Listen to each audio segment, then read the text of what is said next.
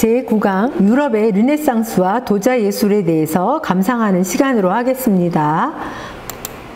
그래서 유럽은 사실 그리스 시대를 이후로 해서는 특이한 발전들이 없었습니다. 그래서 토기들이 계속 사용되었고 어떤 큰 그러니까 변환이 없었는데요.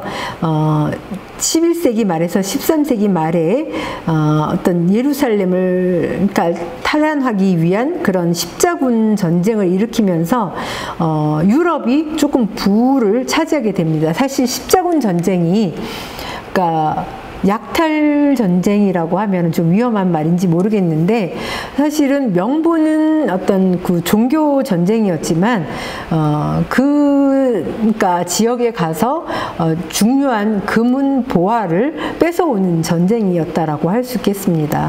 그래서 유럽의 15세기는 근대 사회로 이제 드디어 바뀌게 되는데요.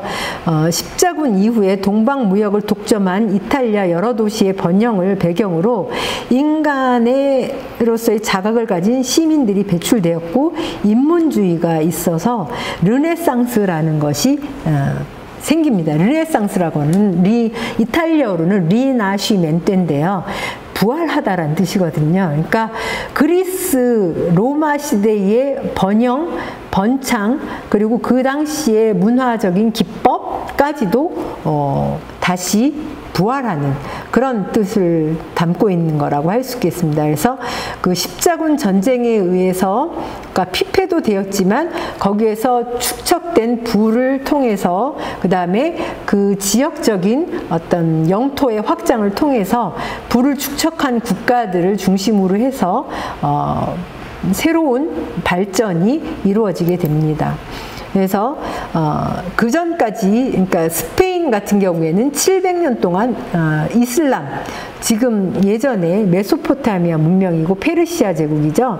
그러니까 이후에 이슬람의 어떤 지배가 있었는데 이슬람의 원정을 스페인이 전 영토가 700년 동안 거의 그러니까 남부 지역은 이슬람 세력에 의해서 지배를 받게 되었는데 그러니까 피폐되었다기보다는 오히려 유럽에 아무것도 없었던 문화들이 이슬람의 우수한 문화들이 접목이 되면서 새로운 전기가 되고 그것이 계기가 돼서 르네상스의 발원지가 됐다라고 할 수 있는 그런 역설적인 내용이 담겨져 있는데요.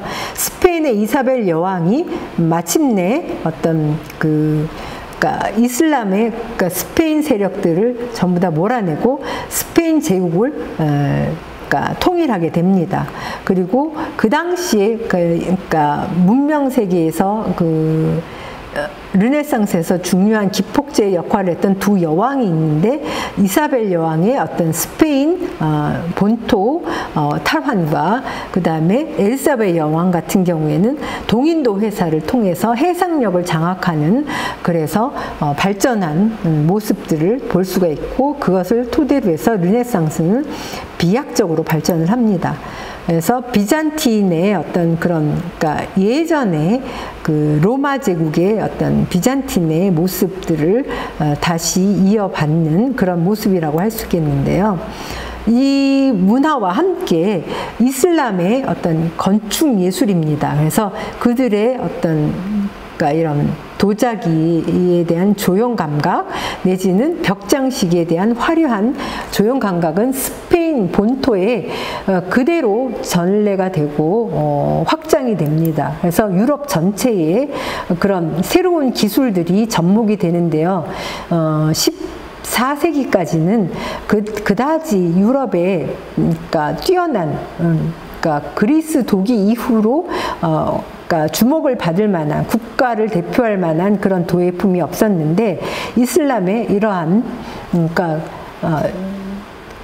화려한 장식이 되어져 있는 그런 도예 기술들이 유럽으로 전래가 되면서 유럽은 새로운 본인들의 문화와 융합을 시켜서 새로운 도자기들을 탄생시킵니다. 그래서 초기에는 이슬람의 문양들을 그대로 그러니까 말하자면 모방한 형태라고 할 수 있겠는데요. 이거는 자기와는 틀립니다. 이슬람도 마찬가지고 유럽은 1000도 이상 올라가면 흙이 녹아요. 그래서 1000도 이상을 올릴 수 없기 때문에 이걸 독이라고 우리가 보통 얘기하거든요.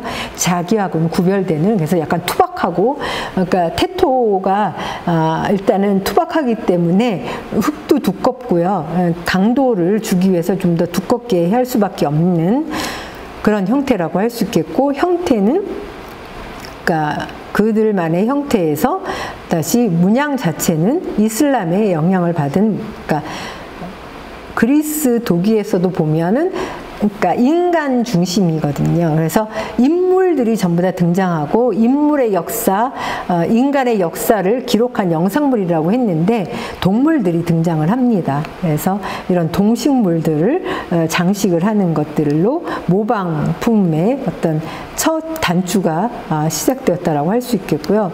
보면 이것도 이탈리아에서 제작되어진 것들인데 백색을 입히고 그 위에 그러니까 청색을 넣어서 이슬람의 흉내를 낸 사자 모양의 모습이라고 할 수 있겠습니다.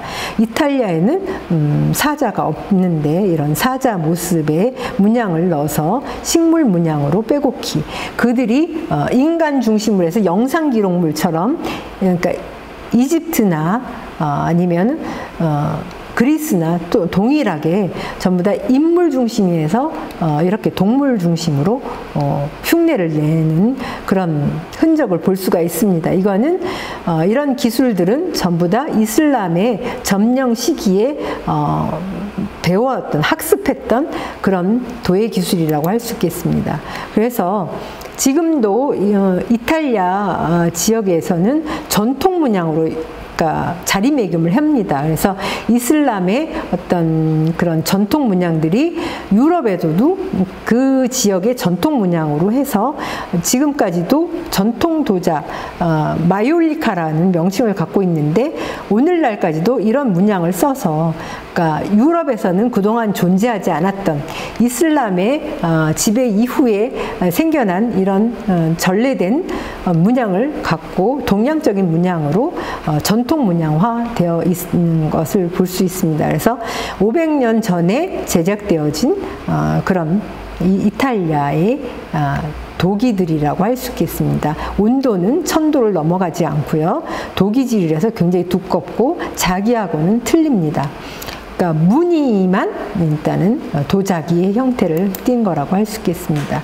그래서 보면 초기에 마이올리카들은 전부 다 이렇게 이슬람에서 영향을 받은 이런 새의 날개의 모습이라고 할 수 있겠습니다. 그래서 공작 털의 모습들을 형상화해서 보여주고 있고, 배치들이 동양적인 배치입니다. 그리고 이런 배치들도 글씨는 물론 이탈리아 말이 들어가 있지만 글씨들도 그러니까 그림들도 이런, 그러니까 동식물을 중심으로 사용했던 동양의 흔적을 볼 수가 있습니다. 그래서 서로 영향을 준, 동서양이 서로 영향을 준, 그래서 그 당시에는 동양이 훨씬 더 우위를 차지하고 있었죠. 유럽에는 아무것도 없었던 시기라고 할 수 있겠고, 동양의 영향으로 유럽의 도자들이 발전을 하는 계기가 됐다라고 할 수 있겠습니다. 그리고 영토 확장을 통해서, 그래서 이슬람이 영향을 끼친 스페인의